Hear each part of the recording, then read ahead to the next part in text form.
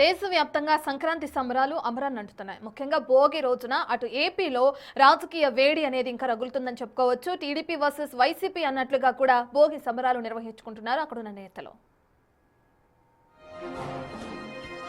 హైదరాబాద్లో ఇంటర్నేషనల్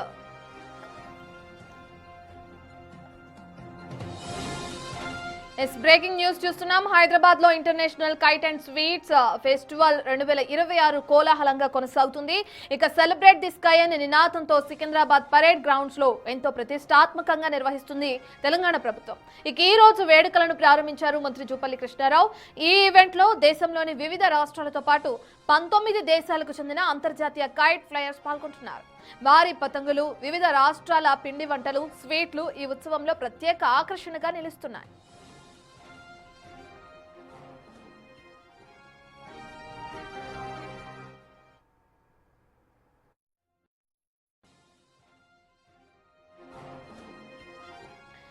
సంక్రాంతి వచ్చిందంటే హైదరాబాద్ వ్యాప్తంగా అందరూ కూడా పతంగులను ఏ విధంగా అయితే ఎగరవేస్తూ ఉంటారో మనందరికీ తెలిసిన విషయమే.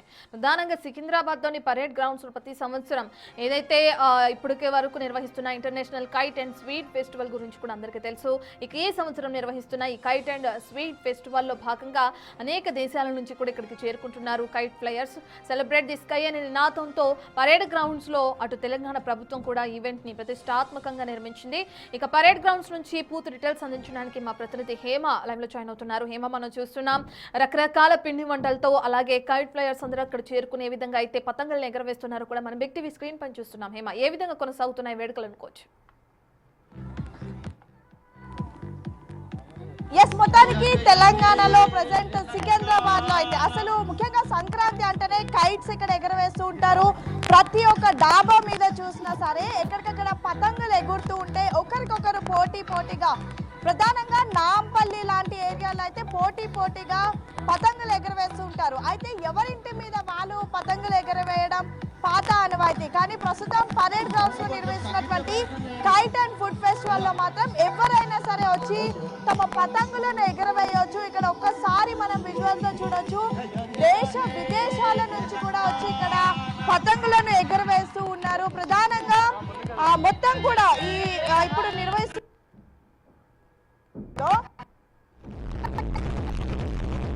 మొత్తం 19 దేశాలకు సంబంధించినటువంటి వాళ్ళు వచ్చి తమ తయారు చేసినటువంటి కైట్స్ ని కూడా ఇక్కడ ఎగరవేస్తున్నారు. ఒక్కసారి నా వెనుకున్నటువంటి కైట్ చూడొచ్చు రత్న, మొత్తం కూడా డాల్ఫిన్ షేప్ లో ప్రెసెంట్ ఈ కైట్ ఇక్కడ వచ్చినటువంటి చూపరులందరినీ కూడా ఆకర్షిస్తూ ఉంటుంది.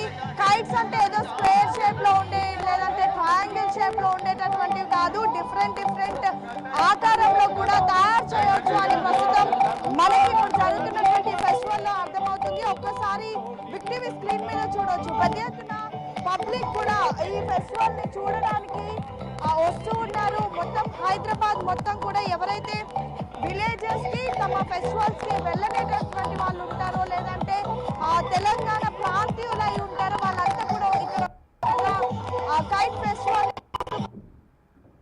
ఒక వైపు కార్యక్రమాలు, మరొక వైపు ఫుడ్ ఫెస్టివల్, మరొక వైపు కైట్ ఫెస్టివల్ తో మొత్తం పరేడ్ గ్రౌండ్స్ అంతా కూడా సందడి వాతావరణం నెలకొంది. ఇక ఎగ్జాక్ట్ గా ఈ రోజు ఉదయం 10 గంటల నుంచి సాయంత్రం 10 గంటల వరకు కూడా నైట్ 10 గంటల వరకు కూడా ఈ కార్యక్రమం ఉంటుంది. ప్రధానంగా ఈ కార్యక్రమానికి వచ్చేటటువంటి వాళ్ళందరికీ కూడా ఎటువంటి టికెట్స్ తీసుకోవడం లేదు, అందరు కూడా free of cost entry free ఉంటుంది. సో ఎవరైనా వచ్చి చూడొచ్చు. ఒకవైపు కైట్ ఫెస్టివల్ ని చూడొచ్చు, మరొక వైపు ఫుడ్ ఫెస్టివల్ మాత్రమే కాదు దేశంలో ఉండేటటువంటి అనేక రాష్ట్రాల నుంచి కూడా వచ్చి తమ రాష్ట్రాలకు సంబంధించినటువంటి వంటలను కూడా ఇక్కడ ప్రసిద్ధిగా ఈ ఎక్స్పోలో పెడుతున్నారు. ఇక తెలంగాణ అంటేనే ప్రతి ఒక్కరికి గుర్తొచ్చేది పిండి వంటలు, అందులో అనేక రకాల పిండి వంటలు ఉంటాయి. సో ఆ పిండి వంటలు అన్నిటిని కూడా ఈ ఎక్స్పోలో ఎగ్జిబిట్ చేస్తూ ఉన్నారు. మనం విజువల్స్ లో కూడా చూడొచ్చు, ఒక్కొక్కటి కైట్స్ ఇప్పుడే స్టార్ట్ అవుతూ ఉన్నాయి. అయితే కేవలం ఇక్కడికి వచ్చినటువంటి వాళ్ళు ఏదైతే ఆల్రెడీ ఇక్కడ పర్మిషన్ తీసుకున్నటువంటి వాళ్ళు మాత్రమే ఇక్కడ కైట్స్ ఎగరేయాల్సి ఉంటుంది. బయట నుంచి వేటిని కూడా అనుమతి, ఎందుకంటే రీసెంట్ డేస్ లో మనం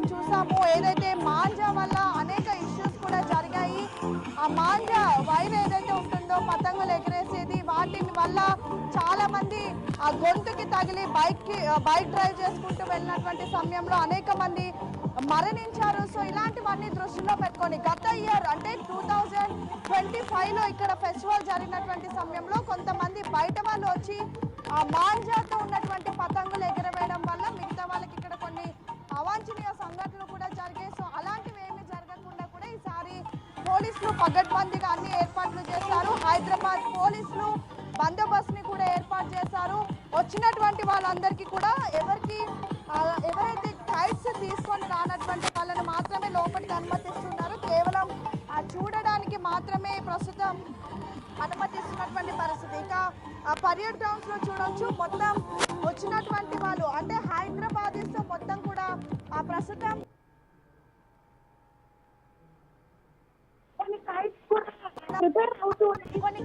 కూడా ప్రిపేర్ అవుతూ ఉన్నాయి. వాటిని ఎగరేయడానికి కూడా తయారు చేస్తున్నారు. డిఫరెంట్ గా అంటే ఎవ్రీ ఇయర్ కూడా కొత్త కాన్సెప్ట్స్ తో వస్తూ ఉంటారు. సో అందులో ఏది ది బెస్ట్ ఉంటే వాళ్ళకి ఫెస్టివల్ అయిపోయిన తర్వాత వాళ్ళకి అవార్డ్స్ కూడా ఇస్తుంది తెలంగాణ టూరిజం శాఖ.